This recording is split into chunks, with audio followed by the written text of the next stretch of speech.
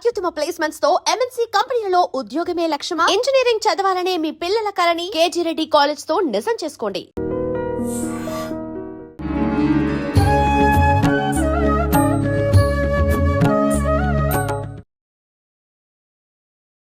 నమస్కారం, welcome to I dream. ధర్మ మార్గం విత్ విజిత కార్యక్రమానికి స్వాగతం. ప్రస్తుతం మనతో పాటు ఉన్నారు వీరు శ్రీ విద్యకు సంబంధించి మంత్ర యంత్ర తంత్రాలకు సంబంధించి దాదాపు 100కు పైగా పుస్తకాలు రాయటం జరిగింది. అదేవిధంగా మైసూర్ అవధూత దత్తపీఠానికి సంబంధించి ఆస్థాన పండితులుగా కూడా ఉండటం జరిగింది. వారే డాక్టర్ క్రోవి పార్థసారథి గారు. ఇప్పుడు గురుగారితో మాట్లాడి మరిన్ని విషయాలు తెలుసుకుందాం. నమస్కారం గురుగారు. గురుగారు, శ్రీరామనవమి రాబోతోంది. మరి శ్రీరామనవమి అంటే చాలా మంది నవమి రోజున స్వామికి ఎందుకు వివాహం చేశారు, మామూలుగా అయితే నవమి రోజున వివాహాలు చెయ్యరు కదా అనే వాళ్ళు ఉంటారు. తర్వాత ఎక్కడ ఏ సందు ఏ వాడ వదిలిపెట్టకుండా ఖచ్చితంగా ఆలయాల్లో కానివ్వండి, నార్మల్గా కూడా స్వామి కళ్యాణం చేస్తూనే ఉంటారు. ఏ విశేషానికి పాల్గొనకపోయినా శ్రీరాముల కళ్యాణం, సీతారాముల కళ్యాణం అంటే ఖచ్చితంగా అందరూ అటెండ్ అవుతూ ఉంటారు. మరి స్వామివారికి ముత్యాల తలంబ్రాలు అంటూ ఉంటారు. ఆ తలంబ్రాలకు కూడా చాలా విశిష్టత ఉంది. చాలా మంది గట్టిగా విశ్వసిస్తారు. ఆయన ఆ తలంబ్రాలు, వివాహం జరిగిన తలంబ్రాలు తెచ్చి ఇంట్లో పెట్టుకుంటే శుభం అని చెప్పి, వివాహం అవుతుంది అని చెప్పి రకరకాలుగా మాట్లాడుకుంటూ ఉంటారు. శ్రీరాముడి జననం ఆ రోజు అంటారు, పట్టాభిషేకము అంటారు, వివాహము అంటుంటారు. అసలు ఏంటి శ్రీరామనవమి యొక్క విశిష్టత? పెద్దవాళ్ళని గురించి చెప్పేటప్పుడు వాళ్ళకి జీవితంలో ఇంపార్టెంట్ ఈవెంట్స్ ఏవైతే ఉన్నాయో అవన్నీ ఒకే రోజున జరుగుతాయి అనేది ఒక నానుడి. ఒక్క పుట్టినటువంటి రోజు మనం చూద్దాం. పెద్దవాళ్ళకి పుట్టినరోజు కానీ, వాళ్ళ వివాహం అయినటువంటి రోజు కానీ, అలాగే వాళ్ళకి రాజ్యాభిషేకం, పట్టాభిషేకం జరిగినటువంటి రోజు కానీ అన్నీ కూడా ఒకే రోజు జరుగుతాయి. అందుకే శ్రీరామనవమి, శ్రీరాముడు ఎప్పుడు పుట్టాడు అన్నప్పుడు అక్కడ చెప్తాడు, మహి పునర్వసుతార మధ్యాహ్న వేళ గ్రహ పంచకము నృదగ్రహ స్థితి ధనర. అంటే 5 గ్రహాలు వచ్చేలా ఉన్నాయి ఆయనకి. గురుడు చంద్రుడు ఒక ఇంట కూడి ఉండ, లలిత కర్కాటక సుఖ లగ్నంబునందు. అప్పుడు పుట్టాడు శ్రీరాముడు, కర్కాటక లగ్నంలో పుట్టాడు అని అక్కడ చెప్పడం జరుగుతుంది. చైత్రశుద్ధ నవమి అది పరమైనటువంటి, అది పరమ పుణ్యకాలం కాదు. రాముడు పుట్టాడు కాబట్టి ఆ నవమి పుణ్యం అయింది. మన అందరికీ కూడా మనం ఉద్ధరించేవంటి మహానుభావుడు ఆ రోజున శ్రీరామచంద్రుడు అవతరించాడు కాబట్టి ఆ నవమికి అంత ప్రాశస్త్యం అనేది వచ్చింది. ఎప్పుడైనా అంతే. మన ఇంటికి ఎప్పుడైతే మన కూతుళ్ళు అల్లుళ్ళు అందరూ మన ఇంటికి వస్తారో ఆ రోజునే మనకు పండగ వస్తుంది. అంతేగాని పండగ రోజున వాళ్ళు రారు. వాళ్ళు వచ్చిన రోజే మనకు పండగ. అంతే ఇక్కడ. కాబట్టి శ్రీరామచంద్రుడు ఆవిర్భవించాడు కాబట్టి, అవతరించాడు కాబట్టి అది పండగ. ఇక మరి ఆ రోజునే ఆయన యొక్క కళ్యాణం చేస్తారు కదండి. ఇందాక మనం చెప్పుకున్నాం కదా, ఆ రోజునే ఆయన పట్టాభిషేకము జరుగుతుంది, ఆయన కళ్యాణము జరుగుతుంది. కళ్యాణం జరిగి సామాన్యంగా ఆ మర్నాడే ఆయనకి సామ్రాజ్య పట్టాభిషేకం అని చెప్పి చేయటం కూడా జరుగుతుంది. దేవాలయాల్లో అది కూడా చేస్తారు. సో ఇలా జరగటం అనేది ఇది ఒక సంప్రదాయంగా, ఒక శ్రీరామనవమే కాదు, మనకి జన్మాష్టమి అది కూడా అంతే. ఆ రోజున కూడా రుక్మిణీ కళ్యాణం అనేది చేస్తారు. ఇలా జరుగుతూ ఉంటుంది. ఇప్పుడు ఏమిటి శ్రీరామనవమి మీద మనకు వచ్చిన అనుమానం? మన అనుమానం ఏంటి? అంతే, అంటే రకరకాల అనుమానాలు. మరి ఎందుకు వివాహం నవమి రోజు ఎందుకు చేయాలి? నవమి రోజు వివాహం చేయకూడదు అనేం లేదు. మనం సామాన్యులు అలా కాదు. మనం ముహూర్తం చూసుకుంటాం. ఆ ముహూర్తం చూస్తే గ్రహముల యొక్క కలయిక కదా. ఇప్పుడు సామాన్యంగా మనం ముహూర్తం చూసేటప్పుడు ఆ లగ్నం ఏదైతే పెట్టుకుంటామో ఆ లగ్నానికి ఎవరి దృష్టి ఉన్నది అనే విషయం మనం చాలా జాగ్రత్తగా చూస్తాం. దానికి గురువు యొక్క దృష్టి ఉన్నది. గురువు యొక్క దృష్టి ఉన్నది అంటే అసలు అందులో ఎన్ని లోపాలు ఉన్నప్పటికీ 90% లోపాల వరకు కొట్టార్లు పారేస్తాం. ఆ లగ్నానికి గురువు దృష్టి ఉన్నది అంటే మనకు అంత ప్రాశస్త్యం ఇచ్చేస్తున్నాం. అలాగే మిగిలినటువంటి గ్రహాలు కూడా వాటి యొక్క స్థితులను బట్టి ఆ లగ్నం చాలా గొప్పది అన్నాం. ఇప్పుడు ఇక్కడికి వచ్చేప్పటికి ఎప్పుడు పుట్టాడైనా మహి పునర్వసుతార మధ్యాహ్న వేళ, పునర్వసు నక్షత్రంలో పుట్టాడు. మధ్యాహ్నం సమయంలో అభిజిన్ ముహూర్తంలో 12 గంటలకు పుట్టాడు. అందుకే మనం కళ్యాణం చేసేటప్పుడు కూడా చూడండి, సీతా కళ్యాణం మధ్యాహ్నం 12 గంటలకి యా. అప్పుడు చేస్తాం. ఏ రకమైనటువంటి ముహూర్తము లేకపోతే, మనకు ముహూర్తం దొరకకపోతే అభిజిన్ ముహూర్తంలో వివాహం చేసేయండి అన్నాడు. అసలు మీరేం చూడక్కర్లా. ఓకే. ఆ రోజు మంచా చెడ నక్షత్రం ఏంటి ఏం అవసరం లేదు మీకు. అభిజిన్ ముహూర్తం అంటే పలుకు గనక పాతేసినట్లయితే ఆ నీడ అనేది అటు కానీ ఇటు కానీ ఎటు కూడా పడకుండా అలాగే దాని మీదే పడుతుంది మధ్యాహ్నం 12 గంటలకు. అది ముహూర్తం.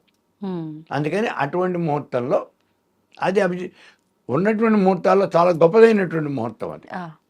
అందుకని ఆ ముహూర్తంలో అప్పుడే వివాహం చేసేస్తారు. ఓకే. అంటే మరి ఇంపార్టెంట్ ఈవెంట్ కదా, అవును. అందుకని అది కూడా చేయటం అనేది జరుగుతుంది. ఇప్పుడు లోకానికి అంతటికీ కూడా రాముడు అంటే ధర్మం, సీతారాములు అంటే ఆదర్శ దంపతులు, అందరూ కూడా భార్యాభర్తలు రాముడు సీతలా ఉండాలి అంటారు. మరికొంతమంది వితండంగా వాదించే వాళ్ళు ఎక్కడ సుఖపడ్డట్టుగా ఉంది, ఎందుకు వాళ్ళని ఆదర్శంగా తీసుకోవాలనే వాళ్ళు కూడా ఉంటారు. దాని గురించి ఒక వివరణ ఇవ్వండి. ఇప్పుడు సుఖపడటము అనేటటువంటిది ఏమిటి? అసలు సుఖపడటం అంటే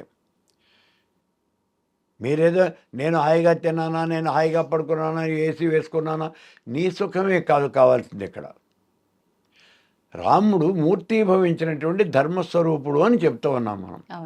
ధర్మం అంటే లోకంలో మానవుడు ఎలా ఉండాలి, ఎలా ఎదగాలి, ఎలా చరించాలి, తల్లిదండ్రుల పట్ల ఏ రకమైనటువంటి బాధ్యతలు చూపాలి, అన్నదమ్ముల పట్ల ఎలా ఉండాలి, ప్రజల పట్ల ఎలా ఉండాలి, ఆయన చెప్పడం కాదు చేసి చూపించాడు. మీరు చెప్పినట్టుగా సీతారాములు కలిసి ఒక చోట ఉన్నటువంటిది ఇందాక కూడా మనం చెప్పుకున్నాం. ఎక్కడో వాళ్ళు ఎంతకాలం ఉన్నారు? పెళ్ళయి ఇక్కడికి రాగానే వనవాసాన్ని బొమ్మన్నారు, పోయారు. తిరిగి వచ్చిన తర్వాత మళ్ళీ సీతావనవాసానికి వెళ్ళిపోయింది ఆవిడ. మరి ఇంకెక్కడుంది? వాళ్ళిద్దరూ కలిసి జీవించినటువంటిది ఆ రోజులు తక్కువే, కానీ వాళ్ళు ఇద్దరూ కూడా ఒకళ్ళంటే ఒకళ్ళు కావాలి అనే అనుకున్నారు తప్పించి అక్కర్లేదు అనుకోలేదు. ఒకళ్ళ మీద ఒకళ్ళకి ఎనలేనటువంటి ప్రేమ, అభిమానము, ఆప్యాయత, అనురాగం ఇవన్నీ కూడా ఉన్నాయి. మీరు వాటిని చూడకుండా, దాని యొక్క ఇంట్రెన్సిక్ వాల్యూ చూడకుండా పైన కనిపించింది వాళ్ళిద్దరూ కలిసి ఓ చోట లేరండి, అడవిలో ఉన్నారు. అడవిలో ఉంటే మొత్తం వాళ్ళు కలిసే ఉన్నారుగా. అడవిలో ఉన్నారు నిజమే, మీరు చెప్పినటువంటి లెక్కలన్నీ నిజమే, మేమేం కాదంటం లేదు. కానీ అడవికి కూడా ఎందుకు వెళ్ళారు? వాళ్ళు ధర్మాన్ని రక్షించడం కోసం వెళ్ళారు. అక్కడ సీతని అడవికి బొమ్మని ఎవరు చెప్పలా, రాముడు వెళ్ళాడు కాబట్టి రాముడితో పాటే సీత వెళ్ళింది. లక్ష్మణుడిని అడవులకి వెళ్ళమని చెప్పేసి కైకేయం కోరలా, కానీ రాముడికి సేవ చేయడం కోసం అని లక్ష్మణుడు సేవకా ధర్మంగా వెళ్ళాడు. అక్కడ మనం అర్థం చేసుకోవాల్సినటువంటి అవి వదిలిపెట్టేసి రాముడు ఎందుకు వెళ్ళాడు? పితృవాక్య పరిపాలన, అందుకని నేను అడవులకు పెడుతున్నాను అన్నాడు, వెళ్ళాడు. మీరు ఆ మాటలు వదిలిపెట్టేసి వాళ్ళిద్దరూ కలిసి ఉండలేదు కదా, ఇవే మీరు ఆలోచించాల్సింది. అది కాదు మనం ఆలోచించాల్సింది. అందులో ఉన్నటువంటి అసలు రహస్యాలు ఏమిటి, ఏం చెప్తోంది రామాయణం మనకి? రామాయణం చదవాలి అన్నాం. ఎందుకు చదవాలి? నేను రామాయణం మీద మీకు అనేక ఉపన్యాసాలు చెప్పాను. నేను చాలా ఉపన్యాసాలు చెప్పాను రామాయణం మీద. అప్పుడు చెప్పాను, రామాయణం చదవాలి అంటే చాలామంది కామెంట్ చేసేవాళ్ళు, పని పడు లేనటువంటి వాళ్ళంతా ఇట్లా ఏ రామాయణ భారతాలు చదువుతారు అని. నిజమే, నీకు తెలిసినంతవరకే. నేను కూడా ఇక్కడ మీరు మర్చిపోకున్నటువంటి విషయం ఏమంటే, మీకు ఏ రకమైనటువంటి భావాలు ఉన్నాయో నాకు అవే రకమైన భావాలు ఉన్నాయి. నేను యువతలకు వస్తే మీకన్నా ఎక్కువగానే నేను కామెంట్ చేయగలను, కానీ అందులో ఉన్నటువంటి యథార్థాన్ని తెలుసుకుని మనం కామెంట్ చేయాలి. ఆ రామాయణాన్ని చదువుతున్నప్పుడు లేదా 10 మందికి చెబుతూ ఉన్నప్పుడు మనకి అందులో ఎన్ని రకాలైనటువంటి ధర్మాలు ఉన్నాయి అనే విషయం మనకు అర్థమవుతుంది. ఒక విషయం కాదు, కుంభకర్ణుడిని నిద్ర లేపాడు. ఇది యుద్ధం జరుగుతున్నప్పుడు రావణ బ్రహ్మం నిద్ర లేపితే కుంభకర్ణుడు లేచాడు. ఏమిటయ్యా అన్నాడు, రాముడితో యుద్ధం వచ్చింది అన్నాడు. అప్పుడు కుంభకర్ణుడు చెప్పినటువంటి నీతి, రాజనీతి చెప్తాడు కుంభకర్ణుడు. ఏం చేయాలి, ఏం చేసావు అసలు నువ్వు? రావణుడిని బండబూతులు తిడతాడు అనగారిని. అంటే ఆయన ఎన్ని రకాలైన తప్పులు చేశాడో అవన్నీ కూడా వరుస పెట్టి ఏకరువు పెట్టి ఇన్ని తప్పులు అసలు ఎవడు చేస్తాడు, ఎందుకు చేసావు ఈ తప్పులు నువ్వు? అయినప్పటికీ నువ్వు అన్నవి నేను తమ్ముడిని, నువ్వు రాజువి, నువ్వు చెప్పావు, అందుకని నేను యుద్ధానికి వెళ్తున్నాను అని యుద్ధానికి వచ్చాడు. కాబట్టి అక్కడ చేయకూడనటువంటి పనులు, చేయవలసినటువంటి పనులు ఇవన్నీ చాలా చెప్తాడు. ఇలాంటి ధర్మాలు అనేకమైనటువంటి ధర్మాలు అక్కడ చెప్పడం జరిగింది. రాముడు అంటే మూర్తి భవించినటువంటి ధర్మస్వరూపుడు, పురుషోత్తముడు అని చెప్తున్నాం కదా. మనం ఇన్ని మాటలు చెప్పాం. ఆయన ప్రాణానికి ప్రాణంగా భావించినటువంటి ఆయన భార్యని ఎవడో ఏదో అన్నాడు అని చెప్పేసి రాజ్యం కోసమని, దేశం కోసమని, ప్రజల కోసమని భార్యను త్యాగం చేశాడు. అదే నువ్వు చేస్తావా? చేయవు కదా. వాళ్ళంతా ఎట్లా పోతే నాకేదో, నాకు అపరం నా బాగుంటే చాలు అని నువ్వు ఆలోచిస్తావు. కానీ రాముడు అలా ఆలోచించలేదు. అందుకే ఆయన ధర్మపురుషుడు అయ్యాడు. ఆయన విగ్రహాన్ని వాడలో మనం పూజ చేస్తున్నామంటే అసలు రామాలయం లేనటువంటి ఊరు ఏదైనా ఉంటుందా? మరి అంత గొప్పవాడు ఎలా అయ్యాడు? ఇగో ఇలాంటి పనులు చేయటం వల్లనే ఆయన అన్నింటినీ వదిలిపెట్టి దేశం కోసం, ప్రజల కోసం, ప్రజల యొక్క సుఖశాంతులే నాకు కావాలి, వాళ్ళు సుభిక్షంగా ఉండాలి. అదే రాముడు చెప్పినటువంటిది. ఆయన ఊరికే కూర్చుని చెప్పడం కాదు, చేసి చూపించాడు. ప్రతి బిట్టులోనూ, ప్రతి అణువున కూడా ఈ రకంగా ఉండాలి. శత్రువుని కూడా క్షమించేటువంటి గుణం ఉన్నది అన్నాడు. యుద్ధం జరుగుతున్నప్పుడు రావణ బ్రహ్మ యొక్క రథం విరిగిపోయింది, సారథి చచ్చిపోయాడు, గుర్రాలు చచ్చిపోయినాయి, ఏమీ లేదు. ఆయన నిరాయుధుడై, ధనుసు విరిగిపోయింది, నిరాయుధుడై నేల మీద నుంచుని ఉన్నాడు. అప్పుడు చెప్పాడు, నిన్ను సంహరించడం అనేది నాకు ఇప్పుడు చిటికీలో పని, కానీ నేను ఆ పని చేయను. నువ్వు వెళ్ళు, నువ్వు నిరాయుధుడివి, వెళ్ళు, ఆయుధాలు తెచ్చుకో, మళ్ళీ బలాన్ని తెచ్చుకో, నేడు పోయి రేపు రా, వెళ్ళిపోయి మళ్ళీ సైన్యాన్ని వెంటబెట్టుకుని రా యుద్ధం చేయడానికి. మరి ఎవరైనా చేస్తారా? మరి శత్రువు అలా చేసి దొరికినప్పుడు అదే రావణ బ్రహ్మ అయితే చేసేవాడా? అదే రావణ బ్రహ్మకి రాముడే కనుక అలా దొరికితే వెంటనే నరికేవట పారేసేవాడు కదా. ఖచ్చితంగా. అందుకే రాముడు దేవుడయ్యాడు. మనం ఇలా అయిపోయినాం. మన ఊరికే ప్రశ్నలు వేస్తూ ఉంటాం. మనం ప్రశ్నలు ఎందుకు వేస్తూ ఉంటాం అంటే మనని 10 మంది గుర్తించాలి కాబట్టి. మనం ఏదో గొప్పగా అడిగాం కదా, అవతల వాడు సమాధానం చెప్పలేని ప్రశ్న మనం వేసాం కదా అని చెప్పి మనం అనుకోవటం కోసమని 10 మంది మనని ఇలా అనుకోవాలి ఈ భావంతో ఎప్పుడు అలా అడగద్దు. అందులో ఉన్నటువంటి నిజాలు అసలు ఏం చెప్పారు ఇందులో, ఒక్క విషయాన్ని ఆలోచిస్తే రామాయణం ఎందుకు చదవాలి అనే విషయం మనకి చాలా గొప్పదైనటువంటి గ్రంథం. అనేకమైనటువంటి విషయాలు చెప్తే అంతా ధర్మాలే చెప్పింది. ఏ రకంగా ఉండాలి, మానవుడు ఏ రకంగా అసలు బతకాలి. మనం అంతా ఇవాళ అనుకుంటూ ఉంటాం, ఇది రామరాజ్యం కావాలి, రామరాజ్యం. ఏమిటా రామరాజ్యం అంటే? ఊరికే బోర్డు రాయంగానే సరిపోతుందా రామరాజ్యం అని? కాదు కదా. ఆ రోజున ఏం జరిగిందో ఇవాళ అలా జరగాలి. మరి అటువంటివన్నీ మనం చేయాలి. ఎవరికైనా కష్టం వచ్చినప్పుడు నోరెత్తి రామా అని అంటే ఆ కష్టం తీర్చేవాడు అని చెప్తున్నారు.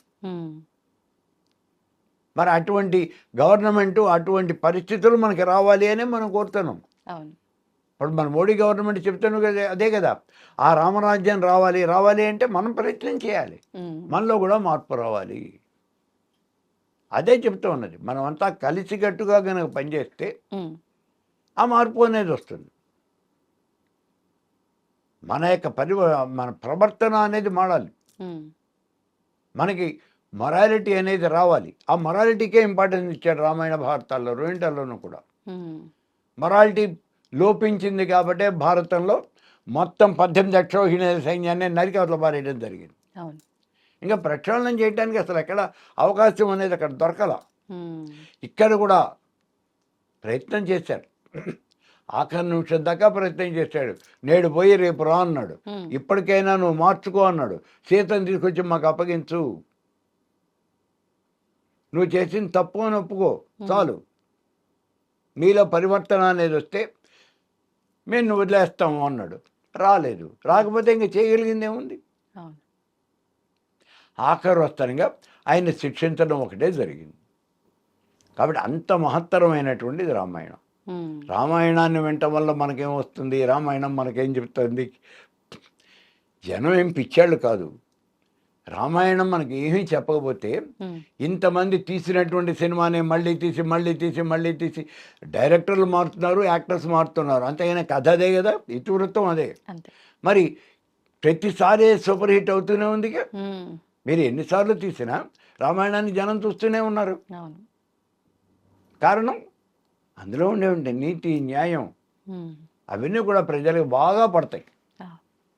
మరి వాళ్ళు ఆచరించట్లేదు కదా అంటే సామాజిక విప్లవం రావాలి. అందరూ అనుకోవాలి ఆచరించాలి అని. ఒకడు అనుకుంటే ఉపయోగం ఏంటి? 10 మంది అనుకుంటే అప్పుడు మనకి రామరాజ్యం అనేది వస్తుంది. అంటే ఈ రామరాజ్యం తీసుకురావటం కోసమే ఈ వీధి వాడవాడ ఈ కళ్యాణాలు చేయటం ఇవన్నీ అనుకోవచ్చా గురుగారు? ఎందుకు ఈ రామరాజ్యం వీధి వాడవాడ ఇట్లా ఈ కళ్యాణాలు చేయటంలో మనకు ఆంతర్యం ఏమిటి అంటే, పూర్వకాలంలో మనకి సంఘీభావం అనేది తక్కువగా ఉండేది. ప్రత్యేకించి బ్రిటిష్ వాళ్ళు పరిపాలిస్తున్నటువంటి రోజుల్లో అప్పుడు ఈ స్వాతంత్రోద్యమం అనేది బాగా ఉండేది కదా. ఆ సమయంలో ముందు గణపతి ఉత్సవాల్ని ఆయన బాలగంగాధర్ తిలక్ ఆ రోజు ఆయన ప్రారంభం చేశాడు. ప్రతి దీంట్లోనూ కూడా, ప్రతి వీధిలోనూ కూడా గణపతి ఉత్సవాలు, గణపతి నవరాత్రులు జరిపించండి అన్నాడు. ఎందుకు గణపతి నవరాత్రులు జరిపించమన్నాడు? 10 మంది ఆ ప్రాంతాల్లో ఉన్న వాళ్ళంతా ఒక చోట పోగొతారు, మీకు అందరికీ యూనిటీ అనేది పెరుగుతుంది, అందుకని గణపతి ఉత్సవాలు జరిపించండి అన్నాడు. అలాగే నవమి ఉత్సవాలు, మనం బజార్లో పందేళ్ళు వేసి జరిపే ఉత్సవాలన్నీ కూడా వీటి కోసమే, యూనిటీ రావటం కోసం. మనం ఇంతమంది ఉన్నాము, అసలు మన బజార్లో ఎంతమంది ఉన్నారో మనకు తెలీదు. ఒకసారి ఏదో ఒక మూమెంట్ వచ్చింది, అప్పుడు అన్నీ బంద్ అయిపోయినాయి. 2 రోజులు 3 రోజులు అంతా మాకు విజయవాడ మొత్తం బంద్ అయిపోయింది. ఆ బంద్ అయిపోయినటువంటి సమయంలో ఆ సాయంత్రం పాటు అందరూ ఒక చోట వచ్చి చేరారు, ఏమిటో జరిగిపోతుంది అని. అప్పుడు ఒక ఆయన అంటున్నాడు, ఏంటి వీళ్ళంతా మనసందులో ఉండేవాళ్ళేనా? అసలు ఇంతమంది ఉన్నారు అనే సంగతి మాకు ఇంతవరకు తెలియదండి. ఎందుకు తెలుస్తుంది? తెల్లవారు లేవగానే ఎవడి పని చూసుకోవడానికి వాడు పరిగెత్తేస్తున్నాడు. అంతే.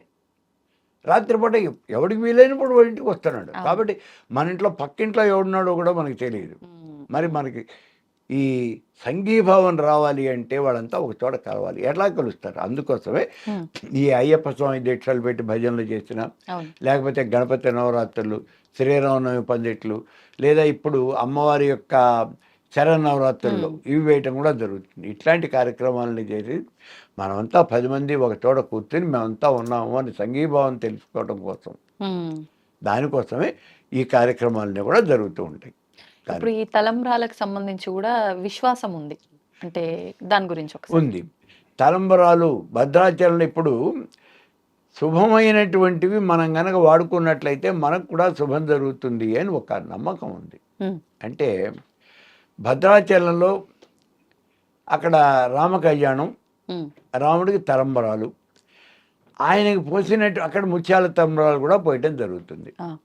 ఆయనకు పోసినటువంటి ఆ తలంబరాలు తెచ్చుకుని పెళ్లికి కావలసినటువంటి పిల్లలు ఎవరైనా ఉంటే వాళ్ళ నెత్తిన కనుక ఆ అక్షతల కింద వేసినట్లయితే వాళ్ళకి సంవత్సరం తిరగకుండా వివాహం జరుగుతుంది అని ఒక నమ్మకం అనేది ఉంది. నమ్మకం అనేది ఒట్టిగా రాదు.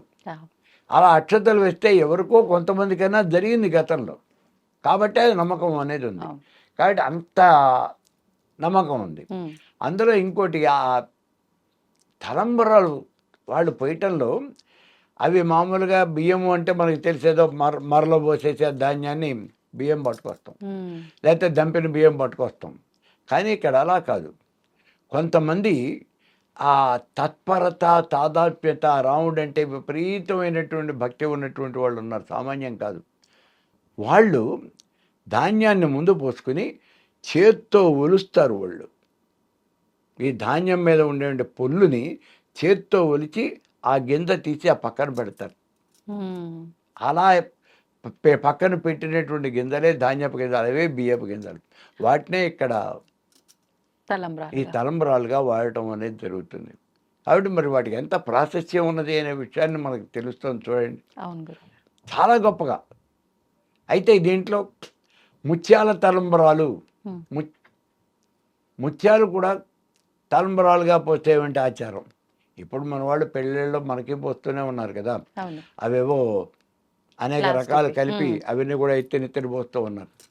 సో అట్లా ముత్యాల తలంబరాలు పోసేవంటి ఆచారం కూడా అక్కడ ఉంది. ఉమ్, ఆ ముత్యాలు ప్రత్యేకంగా సప్లై చేసేవాళ్ళు ఉన్నారు. ఆ, తర్వాత ఇక్కడ మనకి ఒక ముఖ్యమైనటువంటి విషయం ఏంటంటే గవర్నమెంట్, మన యొక్క గవర్నమెంటే ఆ తలంబరాలు అవి కూడా తీసుకొస్తుంది అక్కడికి. ఉమ్, ఉమ్, గవర్నమెంట్ తరఫున ముఖ్యమంత్రి కానీ లేకపోతే ఇతర ఆ దేవాదాయ మంత్రులు ఎవరో ఆ కన్సర్న్ పీపుల్ ఆ ముత్యాల తలంబరాలు అవి తీసుకురావటం, వాళ్ళు కూడా వచ్చి అఫీషియల్గా అక్కడ ఆ వివాహానికి ఆ వివాహ తంతువుకి అటెండ్ అవ్వటం.